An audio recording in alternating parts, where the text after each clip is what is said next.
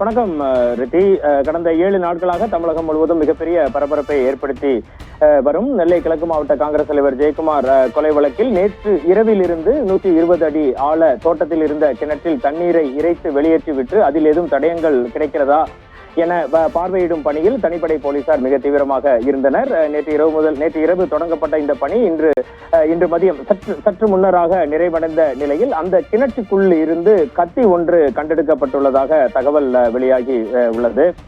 இந்த கத்தி என்பது இந்த தற்கொலை கொலை வழக்கில் மிக முக்கிய திருப்பமாக, மிக முக்கிய தடயமாக பார்க்கப்படுகிறது.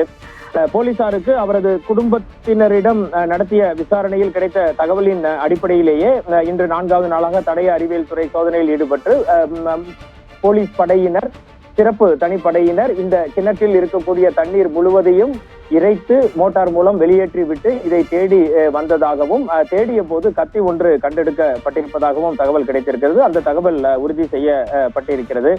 எனவே இந்த கொலை வழக்கில் முக்கிய கட்டத்தை இந்த கொலை வழக்கு நெருங்கிவிட்டது என்றே குறிப்பிட வேண்டும்.